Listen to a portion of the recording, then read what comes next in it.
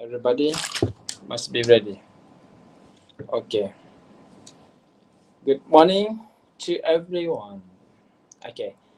Selamat pagi semua. Harap kita boleh mulakan. Cikgu dah rekod dan ini cikgu akan masukkan ke dalam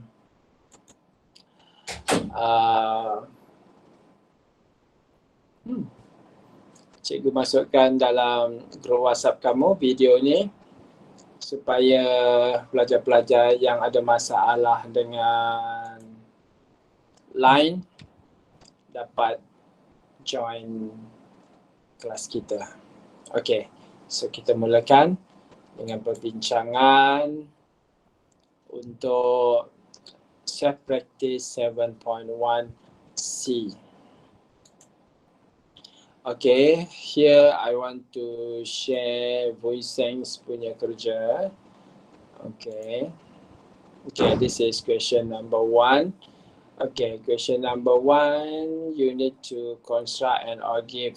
Last week, I teach you how to construct the frequency, cumulative frequency table and upper boundary table, isn't it?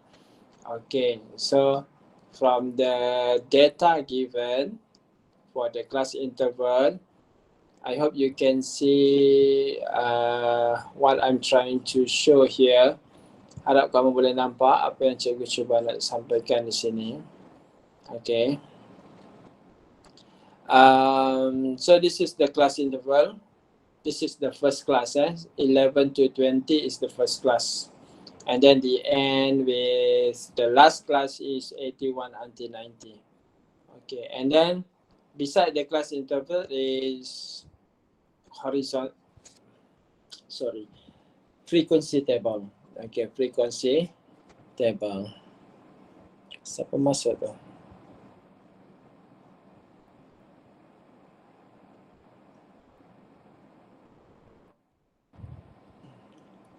Okay, welcome, Brennan.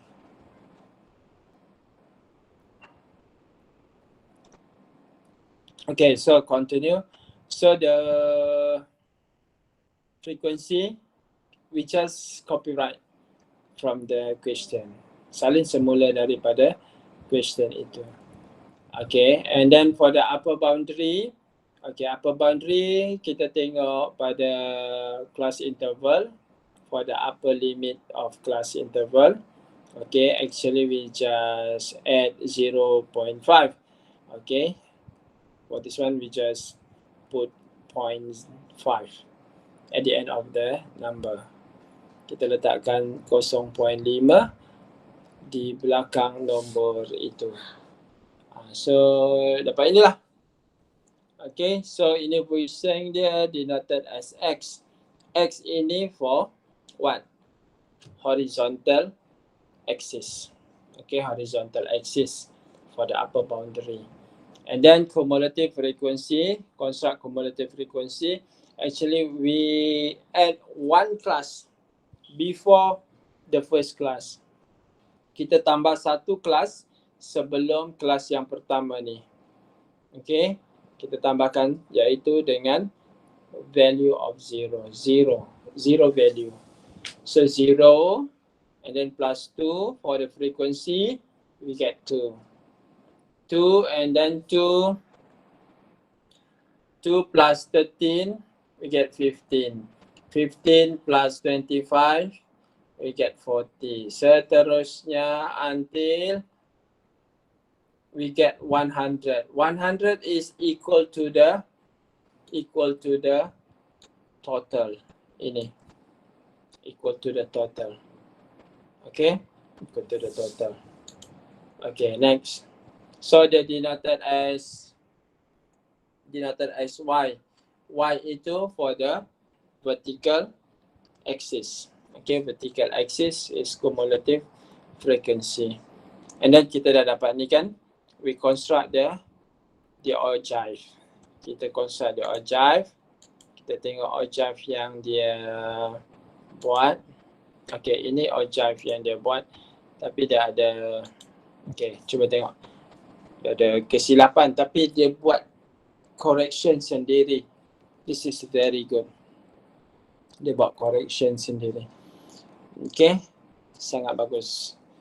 So ini, this is the, kamu tengok, this is the upper boundary. Okay, this one for the upper boundary, dia tambah satu class. Okay, tadi 20.5 kan? So they add another class before the first class is 10.5. Macam inilah. Mesti starting with 0. So buat sampai, okay, and then for the vertical marks, we denote that as horizontal axis, sorry. We denote that as marks. Okay, kita tandakan dengan marks. For the class interval, do not write word upper boundary. Jangan tulis perkataan upper boundary. Okay.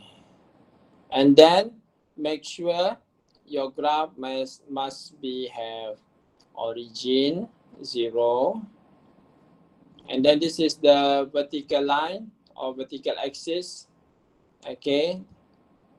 You write cumulative frequency. Ya, yang ini memang cumulative frequency lah. Okay, after that, you plot the graph based on your table. Okay, so you plot until the end. And then you join all the point with the curved line. Smooth curved line. Garisan lengkung yang licin.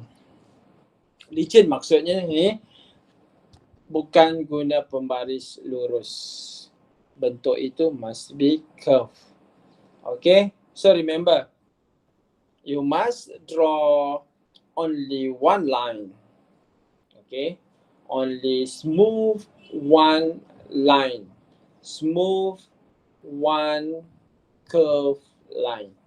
Okay, and then do not draw double line, and then do not draw pole line. Jangan lukis ada double line, ada garisan dua garisan. And then jangan lukis garisan yang tebal. Okay, supaya apa? Supaya senang untuk kamu cari jawapan. Okay, supaya jawapan kamu lebih tepat. Okay, after that, if you has join the point, okay, so siaplah. Kalau kamu dapat bina ogives like this, so you can get full mark. Normally, for draw an ogive or histogram, markah adalah 4. Buat normally lah. So dah dapat markah 4. Percuma. Senang tak? Senang tak dapat markah percuma? Ini siapa lagi ndak lain kuat? Ndak kuat lain. Macam mana? Cikgu pun tak tahu nak macam mana atasi ni. This is the nonsense of PDPR. Bilalah kita nak datang ke sekolah? Okay. Suruh buat PDPR, tapi line di Malaysia ni hancur. Dia nak compare dengan negara-negara maju yang lain. Dia orang buat PDPR, dia punya line tip top. Kita punya line macam ada pula orang censored cikgu punya. Alamak, ada orang panggil sekejap.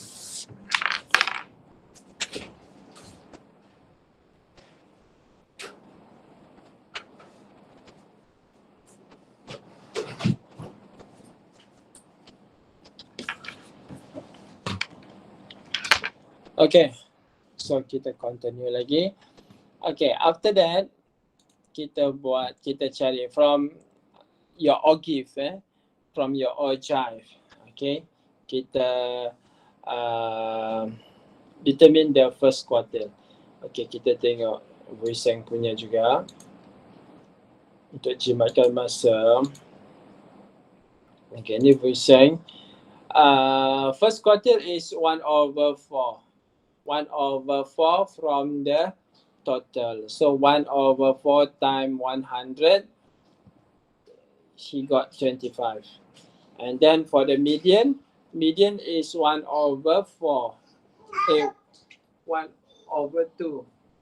Okay, 1/2 from the total. Okay, 1/2 from the total. So he got 50.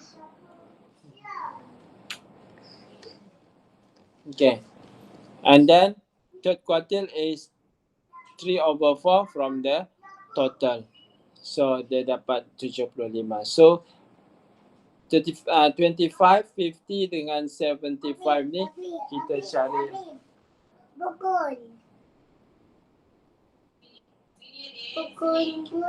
hilang. Buku hilang. Ya. Buku berat. Pergi tolong. Okay, so ini kita cari di kita punya archive. Okay, tengok archive si Vuiseng ni. Okay, nampak. Ini is dia punya 25. 25 for the vertical axis. So kita cari, buat garisan ini and then tengok pada x-axis dia. So dia dapat 35. Okay, ini sebenarnya based on your how you interpret the graph. Okay, how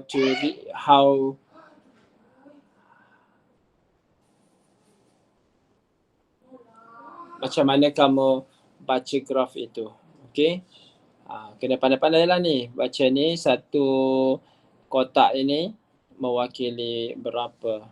So kalau nak tahu ini dari 30.5 until 40.5 ni satu kan. 10. So 10 bahagi 10 kotak kecil-kecil tu. Maksudnya satu kotak tu mewakili satu lah. So maksudnya satu kotak ni 31.5, 32.5, 33.5, and then to get 30.5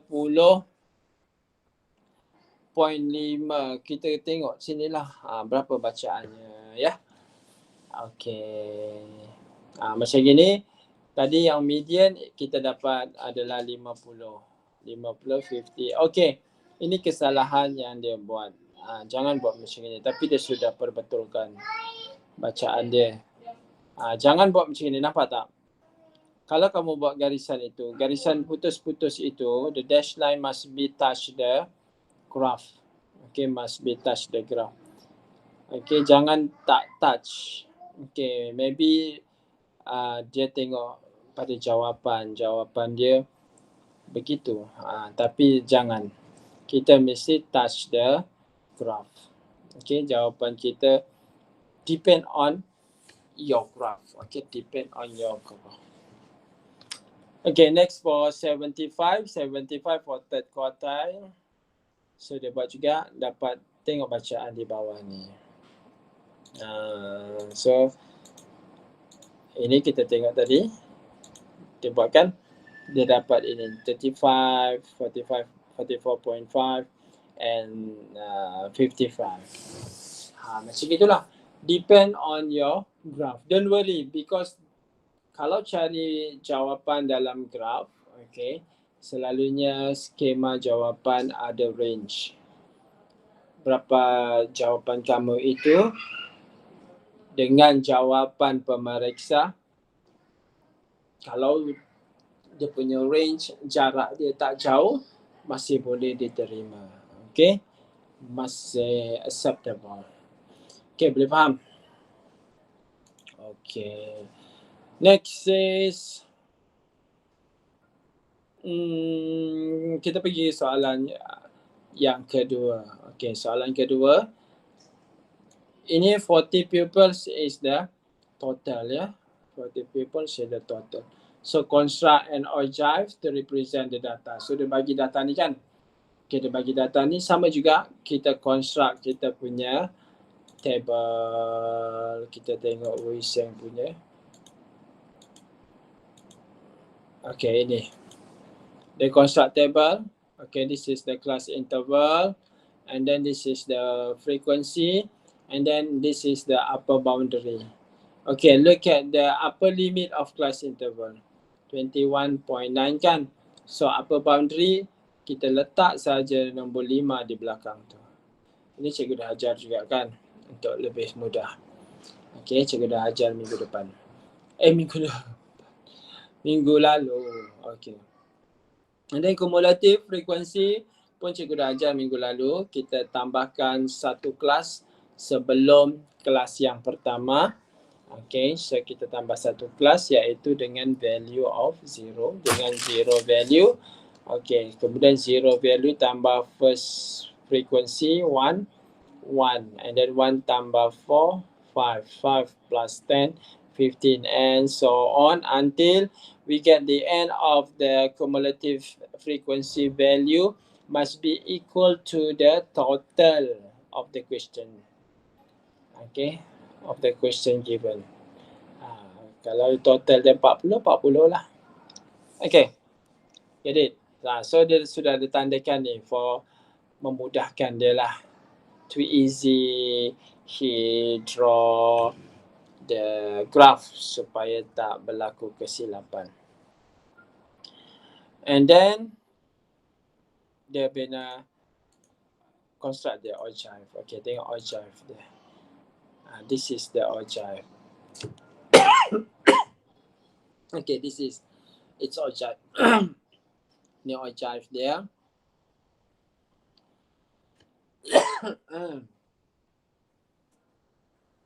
Okay, ogive dia ni dia dah buat still acceptable, boleh diterima lagi.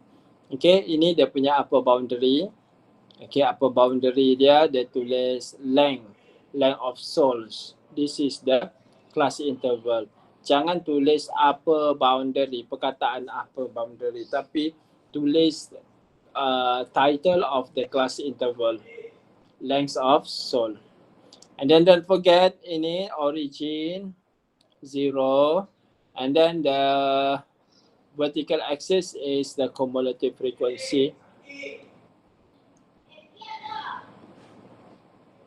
Cumulative frequency. Lepas tu kamu plot the graph based on your table tadi. Okay, kalau dah plot and then join the graph, dapat bentuk macam ni. Okay, kamu dah kira betul, dah boleh dapat 4 markah. Senang saja. So 4 markah dah dalam tangan. So taklah dapat SPM matematik kosong kan. Lulus at least. Okay tak? Okay. After that, kita tengok apa dia nak. Okay, based on your ogive. So, find the 20% percentile. Okay, tadi ini cikgu dah ajar minggu lalu. 20 means 20%. 55th is 55%. 85th is 85%. From what? From the total. Total is 40. So kita kira lah. Okay, kita tengok lagi jawapan Puiseng. Okay. Cikgu suka sangat dia ni. Rajin. Sampai cikgu pun mudah. Sebab cikgu terangkan daripada hasil jawapannya. Okay, so 20% from the total. 20 over 100 times 40 lah. So he got 8. And then 55% is from total. He got 22 and 85% from the total. He got 34. So 8, 22, 34 ni we look at from the ogive. Inilah. So here is 8. Okay, ni 8. Cari di sini. Kan tengok di bawah ni. Okay, kemudian apa lagi? 22 from the cumulative frequency, and then draw the dash line, a straight dash line to the graph, and then look at the value at the horizontal axis. Bacalah di sini. Macam mana nak tahu bacaan dia ni kan? Beza antara 23.95 until 24.95 is 0.1 kah? 1 lah kan? 1 kan? 24.95 tolak 23.95 is 1 lah kan? Okay, and then kita divided by 10 boxes. So we get one box represent 0.1. So kita kira lah sini.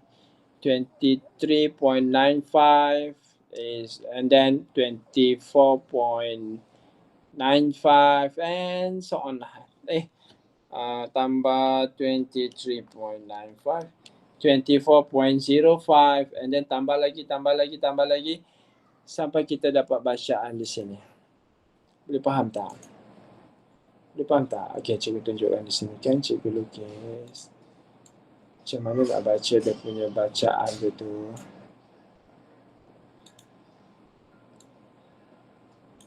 Sini kan 23.95. Di sini ada 24.95. So jarak dia ke sini adalah 1. Kita bagikan 10 kotak. Ada 10 kotak di sini. Ada 10 kotak. Okey, cikgu bagikan 10 kotak dia. 5, 4, 3, 1, 2, 3, 4. Nanti satu lagi.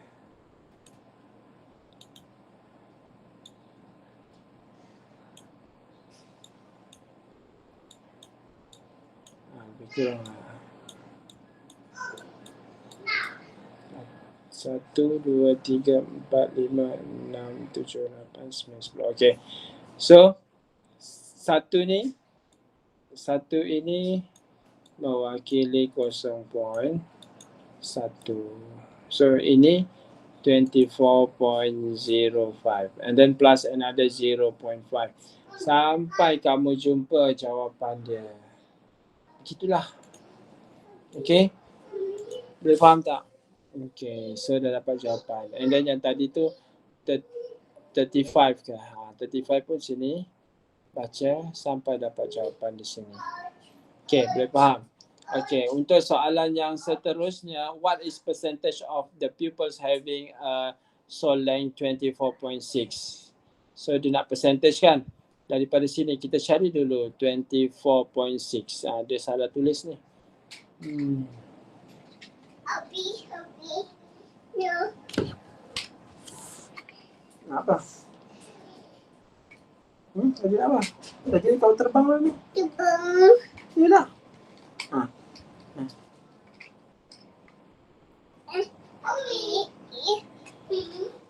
Macam mana? Nah. Hakim.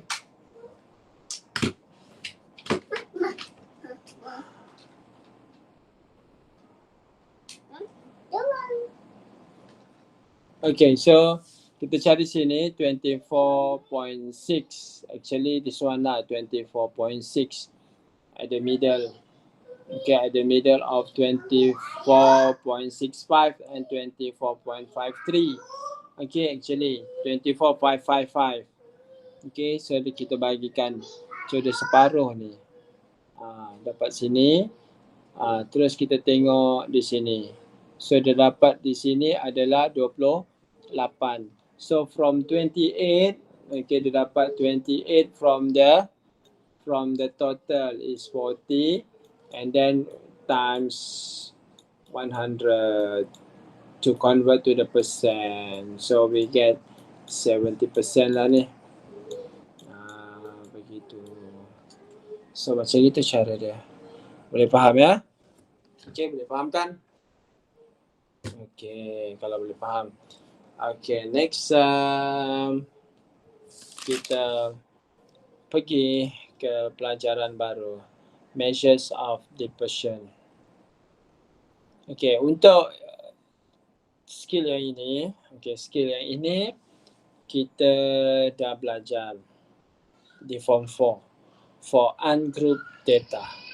Tapi yang ini di form 5 for group data. Okay, look at the range and interquartile range. Okay, ini tadi cikgu terangkan pada 5K. Pak Hamidi had recorded the mass of pineapples that he harvested from his farm. The following frequency table and ogive shows the data. So find the range and interquartile range. So this from the data, dia buat graph ogive. So macam mana nak cari range? Okay, look at this one. Range, we find the highest class. Okay, biasa untuk cari range for ungrouped data sebelum ini di form 4 kita cari highest value kan, tolak dengan lowest value. Okay, for group data macam ini dia guna class interval. So the class interval dia bagi dalam kelompok nombor. Okay, kelompok nombor. So that's why we need to use midpoint. Kita perlu gunakan midpoint. For what? For we choose exact number. Okay, kita pilih satu nombor untuk kita tentukan jawapan dia. So we choose the midpoint. So the midpoint of the high class minus midpoint of the lower class. Actually kita pilih midpoint itu sebab midpoint itu kemungkinan ada dalam nombor-nombor data itu. Okay. Boleh juga kita nak pilih upper limit. So the highest class atau highest upper limit minus lowest upper limit pun boleh.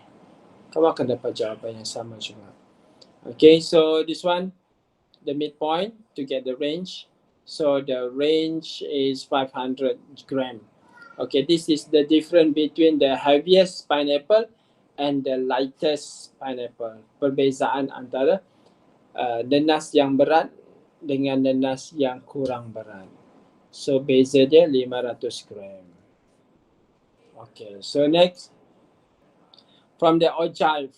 Okay, from the ogive dia suruh cari interquartile range. So ini kita dah belajar di form 4. Interquartile range, how to find the interquartile range is third quartile minus first quartile. So how to find the third quartile? Third quartile is 3/4 from the total. First quartile is 1/4 from the total. So kita dapat ni 20, kita cari di graph ya. 20 for the cumulative frequency and then look at this one. Okay, look at the graph. So we get the first quartile is 614.5 and the third quartile 60 and then the max is 809.5. So interquartile range, so kita tolakkan dia punya jawapan itu. Dapatlah dia punya interquartile range. Okay, boleh faham tak? This is for an ogive. Okay, next. Variance and standard deviation. Okay, standard deviation and variance ni, don't worry. Biasa dia guna formula saja. And then formula ini normally ada dalam kertas soalan. So what is X, what is Fx, what is the prime X or dipanggil apa tu?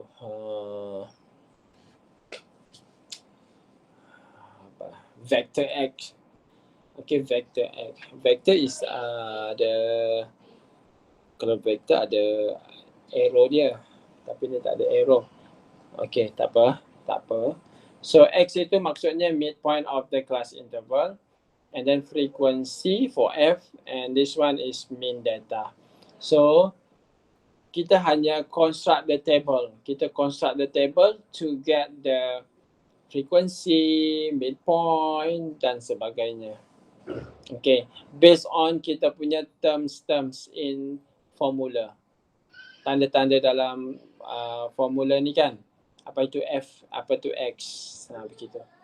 So from the data given here, calculate the variance and standard deviation. So kita how to solve this question, okay, kita bina semula, okay, reconstruct the table, reconstruct the vertical table macam ini, okay. For the frequency itu adalah number of families. This one is the frequency. Okay, so we just rewrite salin semula. And then this is the sum of frequency. Maksudnya total dia. Tambah semua dapat ini. Okay, total dia. And then this is the midpoint. Midpoint itu adalah X. Tahu kan cari midpoint macam mana? Lower limit plus upper limit divided by 2. So dapatlah this one. And then fx, kenapa kita buat fx? Sebab ada fx di sini. Tu variance ada fx, standard deviation pun ada fx. So kita buatlah fx. Fx means frequency darab dengan midpoint. So total up and then total up all for the fx, sum of fx. So dapat ini. Kemudian x square. Kenapa kita buat x square? Because we have x square. Mana x square? Tu dah. Tu ada x square. Ni ada x square. Ni pun ada x square. So buatlah ni. Buat x ni. X ni kita kuasakan 2. Okay, guna calculator je semua. Faham? Kemudian kita buat f darab x square. Dapatlah ni. Sebab nilai-nilai ni kita nak guna. Okay, kemudian cari mean. Mean, formula mean. Ini kita dah belajar di form 4. So sum of fx divided by sum of frequency. Dapatlah mean. Okay, and then for variance, just substitute into the value. Macam gini, sum of the fx square. Kita dah kira kan? Ni nah. So kita masukkan saja. Ni sum of frequency. Yang ini kita pun dah tahu dah. Ini, this is the mean. The mean kan? Tapi ada square. Mean square lah. Mean square. Kenapa dia guna yang ini, tak guna yang ini? Sebab dia yang ini dia sudah round off.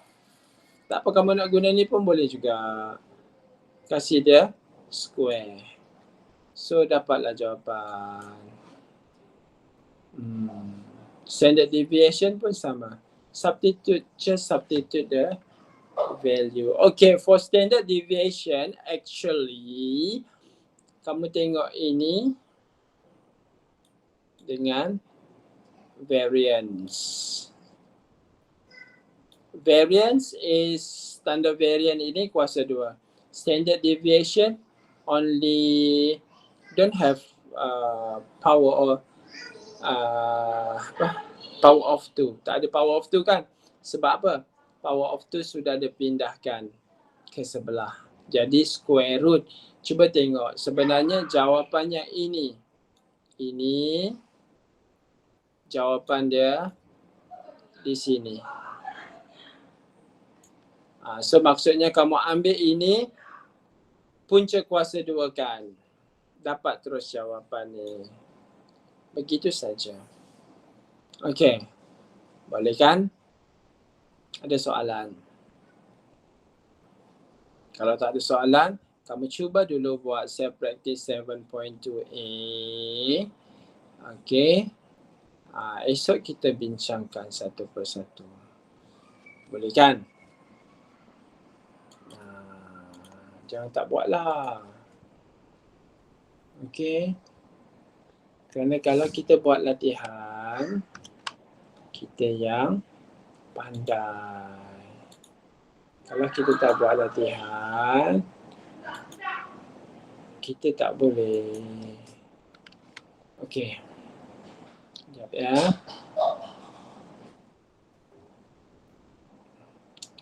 Kamu buat dulu. Ya. Cuba buat. Okey, ada apa-apa soalan, kamu boleh message cikgu. Nanti video ni cikgu uploadkan dalam grup kumpulan kamu. Mungkin petang baru dapat cikgu upload. Okey? So, itu saja. Kita jumpa esok awal pagi tau. Jangan lupa. Bye-bye. Okay, welcome. Bye-bye. Okay, see you.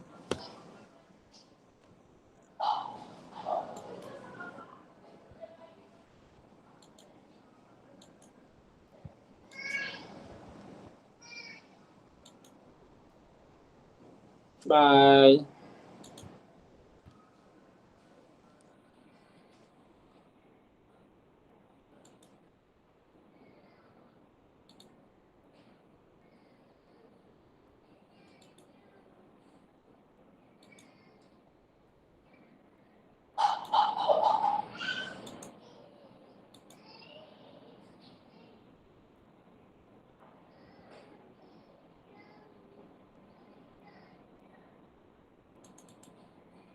Alamak, aku tak buang dah.